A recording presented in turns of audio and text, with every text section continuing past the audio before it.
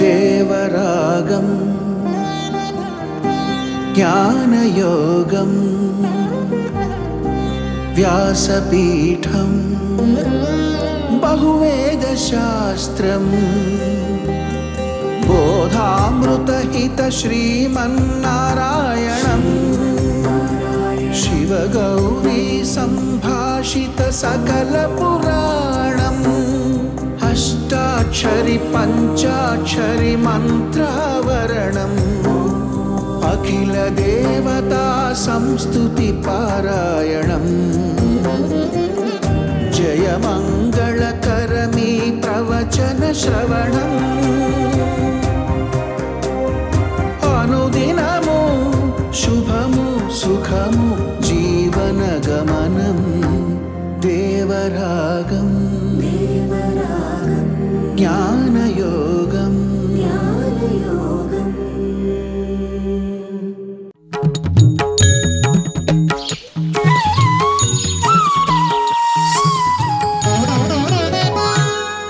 ఆపదామపహర్తారం దాతారం సర్వసంపదాం లోకాభిరామం శ్రీరామం భూయో భూయో నమామ్యహం. జయ శ్రీమన్నారాయణ. ప్రియ భగవద్బంధువులారా, భగవద్గీత 6వ అధ్యాయంలో అర్జునుడికి ఒక సందేహం కలిగింది. మంచి పని చేద్దాం అని మనం అనుకున్నప్పుడు ఆ మంచి పని పూర్తిగా చేయలేకపోవచ్చు, అప్పుడప్పుడు సగం సగం చేయొచ్చు, లేదు చేద్దామని అనిపించి దాంట్లోకి మనం ఉద్యమించకపోవచ్చు. అందులో ఉద్యమించి పూర్తి చేసిన తర్వాత ఫలితాన్ని అందుకునే లోపల మనకి ఏదైనా కావచ్చు. అలాంటప్పుడు ఆ మంచి పని చేయడం అనేది అవసరమా? హాయిగా మన మానాన్ని మనం బతికితే చాలు కదా. మంచి పనులకేసి మనం తిరగడం అనేది అవసరమా? అవసరమే. నువ్వు మంచిది అని అనుకున్నా నష్టం లేదు. నువ్వు సగం సగం చేసి మధ్యలో మారినా పర్వాలేదు. పూర్తి చేసిన తర్వాత ఫలితం పొందే లోపల ఏమైనా ఉపద్రవం వచ్చినా పర్వాలేదు. చేసినది మంచి పని ఎప్పుడూ వ్యర్థము కాదు. కనుక మంచి పనులు చేయడంలో ఎప్పుడు వెనకాడవద్దు. ఇది కృష్ణుడు అర్జునుడికి ఉపదేశం చేస్తున్నాడు. సాధారణంగా మన దృష్టిలో మంచి పనులు అంటే ఏదో వీడికి ఉపకారం చేయడం, వాడికి ఉపకారం చేయడం, ఇవి మన దృష్టిలో మంచి పనులు. తనకి తాను ఉపకారం చేసుకోవడం అన్నిటికంటే మంచి పని. తనకి తాను ఉపకారం చేసుకోవడం అంటే నేనెవడిని అనేది తెలుసుకోగలిగితే అంతకంటే గొప్పది మరొకటి అవసరం లేదు. ఏదా స్వార్థం కదండి, అది స్వార్థంలాగా కనిపిస్తుంది, కానీ అదే అవసరము. ఏమిటి అది? తనని తాను తెలుసుకోవడం అనంటే తాను దేహం కాదు, దేహం కంటే వేరుగా దేహము లోపల ఉండేటటువంటి జీవ విశేషం. ఈ జీవుడు అనేవాడు భగవంతుడి యొక్క ఆధీనంలో ఉండేవాడు. దేహం కూడా భగవంతుడు ఆధీనంలోనే ఉండేది. నా దేహం, దేహం కలిగిన నేను, ఇవి రెండూ భగవంతుడికి చెందిన వస్తువులు. అయితే ఇవి రెండూ భగవంతుడి యొక్క దివ్యమంగళ విగ్రహంలో ఒక భాగము. నా గురించి తెలియడం అంటే అదే కదా. నేను భగవంతుడి యొక్క దేహంలో ఒక చిన్ని భాగము. ఏ దేహంలో నేను ఒక భాగమో ఆ దేహంలో ఇంకా ఎన్నో భాగాలు ఉన్నాయి. కనుక నేను అన్ని భాగములతోటి కలిసి ఉండాలి. అన్ని భాగముల యొక్క బాగు కోసం నేను ప్రయత్నం చేయాలి. ఏ భాగానికి కష్టం కలిగినా నేను స్పందిస్తా, ఏ భాగానికి సుఖం కలిగినా నేను ఆనందిస్తా. ఇది నిజమైన తనని గురించిన జ్ఞానం కలగడం అంటే. నా గురించినటువంటి జ్ఞానం ఆత్మజ్ఞానం అనంటే నేను జీవుణ్ణి లేక నేను జ్ఞానం కలవాణ్ణి అని తెలిస్తే పూర్తి తెలివి కాదు. నేను అనేదాన్ని అంటే ఆత్మని గురించి తెలియడం అని అంటే ఈ ఆత్మ ఎవరు, ఎవరికి చెందినది, ఎలా పనిచేస్తుంది, దేంతో కలిసి ఉంటుంది, తను చేసే ప్రతి ప్రవృత్తి దేనికి చెందుతుంది, ఇదంతా తెలిస్తేనే ఆత్మ గురించి తెలియడం అంటే. అంతేకాని నేను శుద్ధ బుద్ధ స్వరూపము అని తెలిస్తే అది తెలివి అని అనరు. ఇప్పుడు ఒక పిల్లవాడు ఒక కుటుంబంలో తన గురించి తాను తెలుసుకోవడం అంటే ఏమిటండి? అంటే నా పేరు ఫలానా, నా కుటుంబం ఫలానా, మా తండ్రి ఫలానా, మా తల్లి ఫలానా, నా అక్క ఫలానా, నా చెల్లెలు ఫలానా, నా అన్న ఫలానా, నా తమ్ముడు ఫలానా, మా అమ్మగారి తమ్ముడు ఫలానా, మా నాన్నగారి అన్నయ్య ఫలానా, మా నాన్నగారి చెల్లెలు ఫలానా, మా అమ్మగారి తమ్ముడు ఫలానా, వాళ్ళ కుటుంబం ఇవన్నీ తెలిస్తే కదా తన గురించి దానికి తెలియడం అంటే కుటుంబంలో. లేదు కేవలం నేను ఒక్కడిని తినాలి, తిరగాలి, నిద్రపోవాలంటే వాడికి తెలియడం వాడి గురించి కుటుంబంలో కాదు. ఒక వ్యక్తి తనని గురించిన సమగ్రత అనంటే తను తన చుట్టూ ఉండేటటువంటి నెట్వర్క్ అంతటిని గురించిన అవగాహన కలిగి ఉండుట. సో ఆల్సో ఒక జీవుడికి కూడా తన గురించినటువంటి జ్ఞానం పరిపూర్ణంగా కలగడం అనంటే నేను స్వతంత్రుణ్ణి కాను, నేను భగవంతుడి ఆధీనమైన వాడిని, భగవంతుడు నడిపిస్తే నడిచేవాడిని, భగవంతుడు ఇస్తే దేహంలో ఉన్నవాడిని, ఈ దేహాన్ని ఒక పర్పస్ కోసం ఇచ్చాడు, ఈ కలిగినటువంటి దేహాన్ని నన్ను నడిపే వాడి యొక్క సంబంధం కలిగినదే ఈ ప్రపంచం అంతా. కనుక ఈ ప్రపంచంలో దేనికోసం నేను పనిచేసినా వాడికి ఆనందం, ఎక్కడ కష్టాన్ని తీర్చినా వాడికి ఆనందం, ఎక్కడ సుఖాన్ని కలిగించినా వాడికి ఆనందం. అది ఎలా కలిగించాలి అని వాడు ఆదేశించాడు. కనుక వాని ఆదేశమైనటువంటి శాస్త్రానికి తగినట్లుగా ప్రవర్తించగలగడమే నేను చేసే పని. అది కూడా చేసే శక్తినిచ్చేవాడు ఆయనే. కనుక తదర్పణ బుద్ధ్యా నేను నా జీవితాన్ని సాగించాలి. ఇది తెలిస్తే వీడు తన గురించి తెలుసుకున్నట్టు లెక్క. ఇది కాకుండా వీడికి ఏది కలిగినా అరకొర జ్ఞానం కలిగినట్టు. ఇది కలిగితే వాడు చేసే ప్రతి పనికి యోగమని పేరు. ఇప్పుడు వీడికి కలిగిన జ్ఞానాన్ని ఆత్మసామ్య జ్ఞానము అని అంటాం. అంటే నేనెట్లా ఆ భగవంతుడి యొక్క దేహంలో ఒక అంగము, ఈ కనిపించే ప్రాణికోటి అంతా అట్లాంటి అంగములే. కనుక ఏ అంగము మరొక అంగాన్ని హింసించే ప్రయత్నం చేయదు. No terrorism will be there, ఉండదు. ఎక్కడైనా ఒకటి అట్లాంటి వాడు ఉపద్రవకారకుడైతే వాడిని అణిచి పారవేసి మిగతా దాన్ని సుఖంగా ఉంచాలి. దేహంలో ఎక్కడైనా ఒక భాగానికి యాప్సెస్ కలిగితే ఏం చేస్తారు? దాన్ని తీసి మిగతా దేహాన్నంతటినీ సురక్షితంగా అట్టపెట్టడం మనకి తెలుసును కదా. అలానే ఈ దేహంతో నేను చేయాల్సిన పని ఇలాంటిది. ఏమవుతుంది దానివల్ల? ఇప్పుడు ఏర్పడ్డ కర్మబంధం తొలగి నేను నా స్వరూపాన్ని సాక్షాత్కరించుకోగలుగుతా. ఇప్పుడు నా స్వరూపాన్ని సాక్షాత్కరించుకోవడం అంటే ఏమిటో మళ్ళీ కొంచెం పైన తెలుస్తుంది మనకి. 7వ అధ్యాయం దగ్గర నుంచి తెలుస్తుంది. ఇప్పుడు మొదలు నేనంటే ఏమిటో తెలుసుకోవడం చెప్తున్నాడు మనకి. అర్జునుడికి దాన్ని ఉపదేశం చేస్తున్నాడు ఆయన. యోగాన్ని అభ్యాసం చేయవయా, దానికి కావాల్సినట్టుగా మనస్సుని నువ్వు ప్రిపేర్ చేసి పెట్టు. మనసుకి ఆత్మ అని పేరు. దాన్ని క్రమబద్ధం చేస్తే అది ఆత్మ సంయమం అవుతుంది. ఈ ఆత్మ సంయమం అనేటటువంటిది నువ్వు చెయ్యి. ఇది చెప్పాడు ఆయన అర్జునుడికి. అయితే ఇది చేయడానికి కావలసినటువంటి సాధన చెప్పాడు. ఎన్ని రకాలుగా ఉంటాడో చెప్పాడు. 4 దశల్లో చెప్పాడు. మరి కలిగితే దానికి ఉండే గొప్పతనం ఏమిటి? స్వయోగస్య మాహాత్మ్యం ఏమిటి? ఇది చెప్తున్నాడు భగవంతుడు 6వ అధ్యాయంలో చివరికి వచ్చిన తర్వాత 40వ శ్లోకం దగ్గర నుంచి అర్జునుడు వేసిన ప్రశ్నకి సమాధానం చెప్తూ. అర్జునుడు వేసిన ప్రశ్న ఏంటి అంటే కృష్ణ, మనసుని కంట్రోల్ చేయడం చాలా కష్టమయ్యా. నువ్వు చెప్పినట్లుగా యోగం చేయడం అనేటువంటిది కూడా నాకు అంతగా సులభం అని అనిపించట్లేదు. ఎందుకంటే ఇది ఆరంభం చేస్తాను, చేసిన తర్వాత మధ్యలో ఎక్కడో జారిపోయాను అనుకో, ఆరంభం చేసి సగం దాకా వెళ్ళాక జారిపోయాను అనుకో, ఆరంభం చేసింది పూర్తి చేసి ఫలితం అందుకోకుండా జారిపోయాను అనుకో, దేహంలోంచి పోయాను అనుకో, చేసినంత వ్యర్థమైపోదా? ఇది ప్రశ్న వేశాడు ఆయన.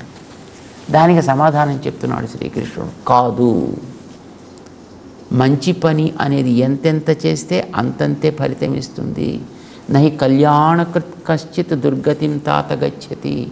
మంచి పని చేయాలనుకునేవాడు ఎప్పుడు చెడిపోడు, వాడు ఎప్పుడు కూడా మంచిగానే ఉంటాడు. అయితే నువ్వు ఇందాక అడిగావే అర్జున, మంచిది సగం చేసి మధ్యలో పోయాడు అని అడిగావే, ఏం బెంగలేదయా. ఎక్కడ దాకా చేశాడో అక్కడి నుంచి వాడు కంటిన్యూ అయ్యేటట్టుగా వాడికి తర్వాత అవకాశం నేను ఇస్తాను.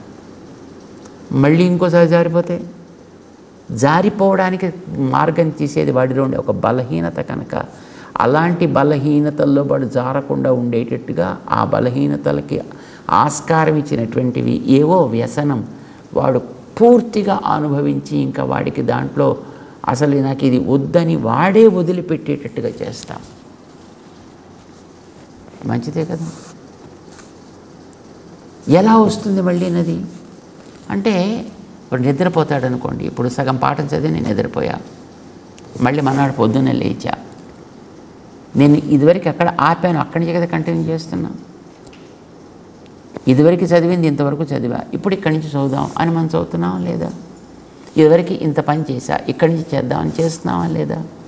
అంతే. అంత సులభంగా ఉండేట్టుగా నేను చేసేవాడిని, నేను వెనకాతలేదే నియమించేవాడిని, నేను చేయించేవాడిని నేను. కనుక అది నీకు సాధ్యం అవుతుంది అవ్వదా అనే ప్రశ్న నీకు అవసరం లేదయా. ఇదివరకు నువ్వు 47 చేసావు, 48 దిగ్గించి నీకు అది చేసేట్టుగా ఈ వెనకాత 47 నువ్వు మర్చిపోకుండా ఉండేట్టుగా నేను చేస్తాను. ఇప్పుడు మనం పరీక్షలు రాసేటప్పుడు టెక్స్ట్ పుస్తకాలు పట్టుకొని చదువుతామండి. రాత్రి అంతా చదివి పడుకొని పొద్దున లేరు అన్నీ మర్చిపోవచ్చు, జ్ఞాపకం ఉండకపోవచ్చు. కానీ అట్లా మరపు రాకుండా ఉండేట్టు నేను చేస్తా. ఇప్పుడు ఈ శరీరంలోంచి పక్క శరీరంలోకి కొత్త శరీరంలోకి వెళ్ళిన తర్వాత ఏ శరీరంలోకి పోతామో తెలియదు, అప్పుడు మళ్ళీ ఎలా ప్రవర్తిస్తామో మనకి తెలియదు కదా. మామూలుగా అయితే అంతే అవుతుంది. ఇప్పుడు ఈ శరీరంలో నేను ఎన్నో కొన్ని పనులు చేసినా ఇది వదిలి మళ్ళీ నెక్స్ట్ శరీరం ఏమొస్తుందో తెలియదు, ఎలా ప్రవర్తిస్తామో తెలియదు. అది కదా ప్రమాదం. ఇప్పుడు ఇవాళ మానవ శరీరంలో ఉన్నాం, దీని తర్వాత మళ్ళీ వచ్చేమో శరీరం వస్తే అందులో మళ్ళీ ఏం చేస్తామో మనకేం తెలుసును, అందులో మళ్ళీ ఎన్ని పెంచుకుంటామో ఏం తెలుసును, ఇందులోది మనకి ఎక్కడ జ్ఞాపకం ఉంటుంది, ఇలాంటి భయం ఉంటుంది. ఈ ప్రపంచానికి భారతము అని పేరు తెప్పించడానికి కారణమైనటువంటి పాలకుడు మహారాజు భరతుడు, ఋషభుడి వంశస్థుడైన ఆయన వల్ల ఈ భూమికి అంతటికీ భారతం అని పేరు వచ్చింది. భరతుడు పాలించినది కనుక భారతమైంది. ఒక ఖండం కాదు, అన్ని ఖండాలని, ఒక ద్వీపాన్ని కాదు, అన్ని ద్వీపాలని, ఒక సముద్రం కాదు, అన్ని సముద్రాలని కలిగినటువంటి భూమిని పాలించాడు ఒకనాడు ఆయన. ఆ సంబంధం చెప్పుకొని గర్వించారు అందరూ కూడా. మేమంతా భారతులము అని పొంగిపోయారు. చాలా మహానుభావుడు, గొప్పవాడు. కానీ యోగాభ్యాసం చేస్తూ చివరికి జీవితంలో అంతిమ చరణానికి వచ్చిన తర్వాత ఒక లేడీని తలుచుకుంటూ అది కూడా జాలితోటే. ఇప్పుడు తన స్నానానికి వెళ్ళాడు, గర్భవతిగా ఉండే లేడి కొట్టుకొస్తోంది, అవతల నీళ్లు తాగాలి అని అది యాక్చువల్ నీళ్ళలోకి దిగబోయింది.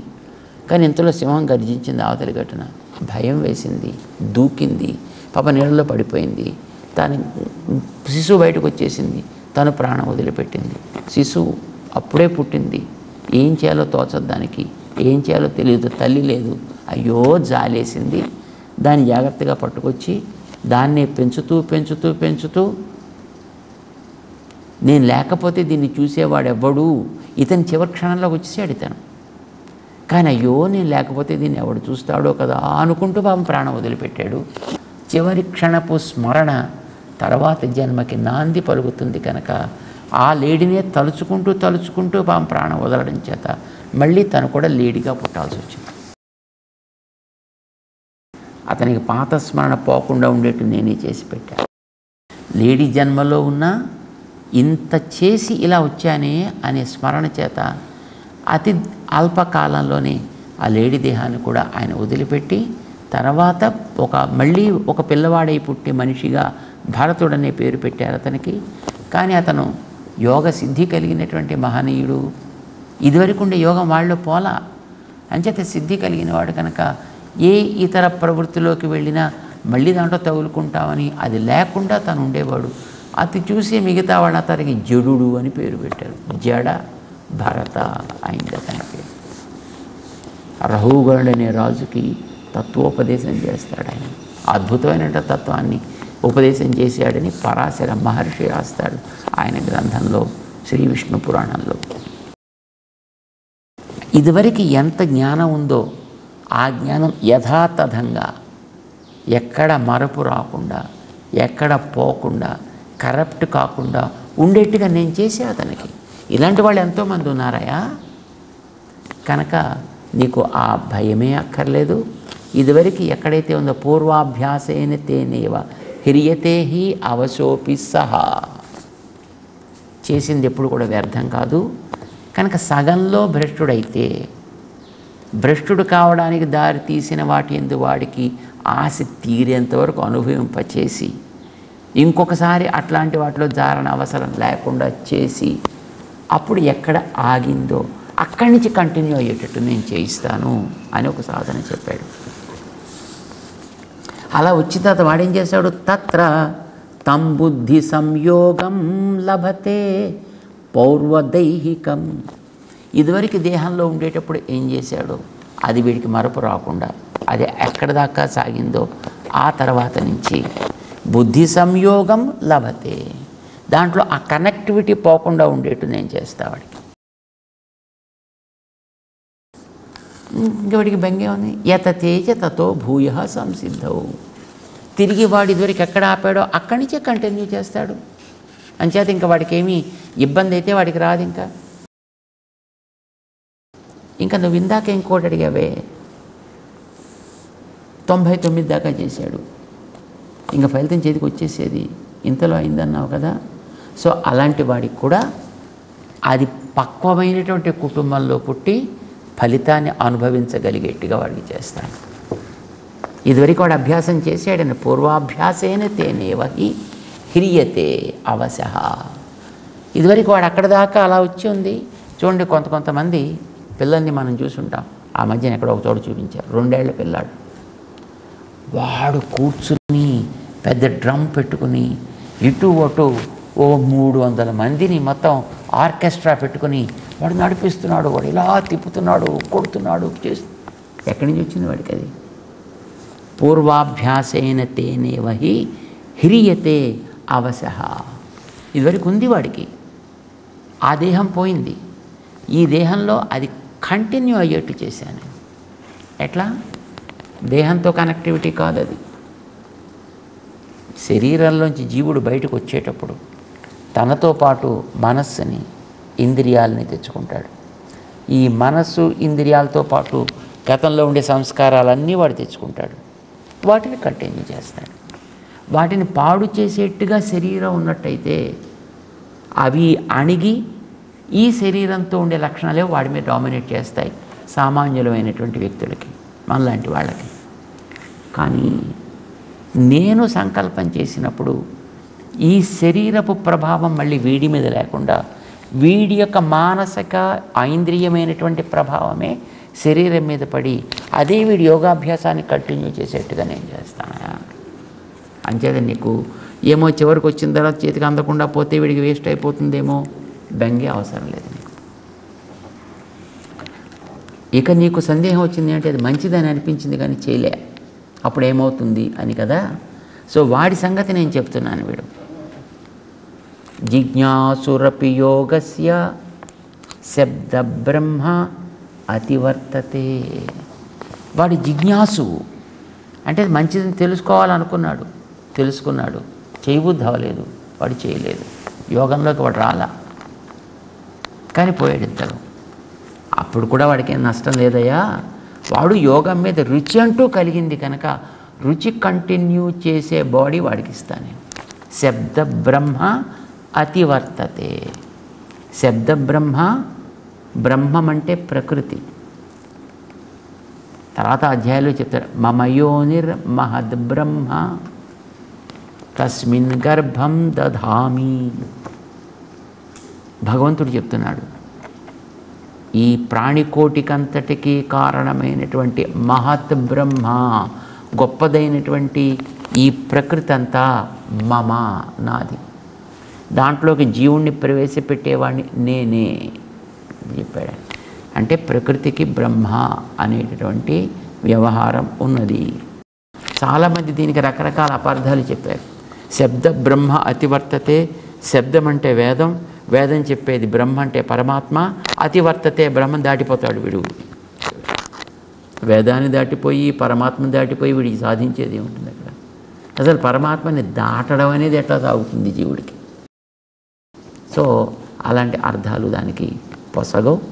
శబ్ద బ్రహ్మ, ప్రకృతిలో ఉండేటటువంటి రకరకాలైనటువంటి వికృతులు ఎన్నున్నాయో ఇవన్నీ కూడా శబ్దము వల్లనే తెలుసుకోవడానికి అవకాశం కలుగుతుంది కనుక వీటన్నిటికీ శబ్ద బ్రహ్మ అని పేరు. ప్రకృతికి పేరు శబ్ద బ్రహ్మ. ఈ శబ్ద బ్రహ్మ ఈ ప్రకృతి ప్రభావం వాడి మీద పడకుండా ఉండేటట్టుగా దీన్ని వాడు దాటి తన యోగాభ్యాసాన్ని కొనసాగించగలిగేట్టుగా వాడిని నేను చేస్తా. ఎంత అందంగా చెప్పాడు చూడండి. ఎన్ని రకాలైన ఉండనివ్వండి ఈ ప్రకృతిలో, అది ఒక శబ్దముతో తెలిసేదైతే చాలు. ఈ ప్రకృతిలో ఏదైనా దాన్ని వీడు దాని వశం కాకుండా అది వీడి వశమై ఉండేటట్లుగా, తద్వారా వీడు యోగాన్ని వీడు కొనసాగించగలిగేట్టుగా వాడిని నేను తయారు చేస్తానయ్యా. కనుక నీకు ఏ రకమైనటువంటి సంశయం అక్కర్లేదు. హాయిగా నువ్వు ప్రారంభం చేసినటువంటి యోగాభ్యాసాన్ని, ఆత్మ సమదర్శన సాధనాన్ని నువ్వు కొనసాగించవచ్చును. నీకు ఏ రకమైనటువంటి సందేహం అక్కర్లేదు అని చెబుతూ 45వ శ్లోకంలో ప్రయత్నాద్ యతమానస్తు, ఎవడైతే ఇలాంటి మంచి పనిని చేద్దామని అనుకుంటాడో, యోగి సంశుద్ధ కిల్బిష,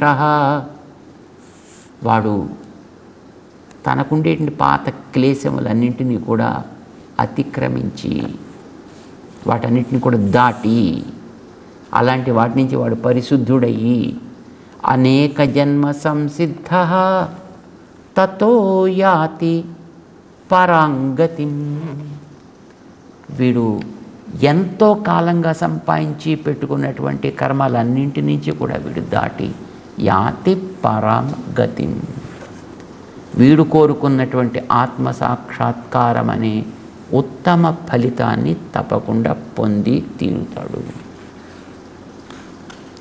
మంచిది ఇది అని నువ్వు అటువంటి అనుకో చాలు, అంతే. అనుకోవడమే కష్టం అండి. అనుకున్న దానివైపు దృష్టి పెట్టడం కష్టం, దానివైపు ప్రయత్నం చేయడం కష్టం. ఇవి ఇంతవరకు తను చేయగలిగితే మిగతావన్నీ భగవంతుడే హాయిగా ముందుకు సాగేటట్టు చేస్తాను అని ఆయన వాగ్దానం చేస్తున్నాడు. ఉత్తమ స్థానాన్ని నేను పొందిస్తానయా, అసలు నేను ఇవ్వకపోయినా నువ్వే పొందగలుగుతావా. ఇది ఈ ప్రకృతికి తాను ఏర్పాటు చేసినటువంటి ఒక మెకానిజం. చేత 6వ అధ్యాయంలో మనకి చివరికి వస్తూ అద్భుతమైనటువంటి ధైర్యాన్ని భగవంతుడు ఇస్తున్నాడు. ఎప్పుడూ కూడా మంచి పనులు చేయడానికి వెనుకాడకండి, సందేహాల్ని వదిలిపెట్టండి. సంశయాత్మ వినశ్యతి అని మనకి చెప్తున్నారు. దురదృష్టం కొద్దిగా మన బతుకే సంశయాలతో ఆరంభమైంది. నేను ఇది చెయ్యాలా వద్దా, మంచిదా కాదా, అవుతుందా అవ్వదా, నాకు శక్తి ఉందా లేదా, దేవుడు చూస్తాడా చూడ్డా, ఇలాంటి వాటిని పక్కన పెట్టి హాయిగా చక్కగా మంచి పనులు చేయడానికి ఉద్యమించండి. అనుకోండి చేద్దామని, మిగతావన్నీ ఆయనే అయ్యేటట్టు చేస్తాడు. ఇది మనకు ఒక గొప్ప అవకాశం, గొప్ప ధైర్యం, మానవ జన్మకి లభించినటువంటి ఒక అదృష్టం. భగవంతుడు ఇక చెప్పాల్సినటువంటి, ముందు కొనసాగించాల్సినటువంటి ఉపదేశాన్ని చేస్తూ 6వ అధ్యాయాన్ని ముగించే దశకి తీసుకొస్తున్నాడు. తెలుసుకుంటూ మనం ఆయన యొక్క ఉపదేశాన్ని మనసుకి పట్టించుకునే ప్రయత్నం చేద్దాం. జై శ్రీమన్నారాయణ.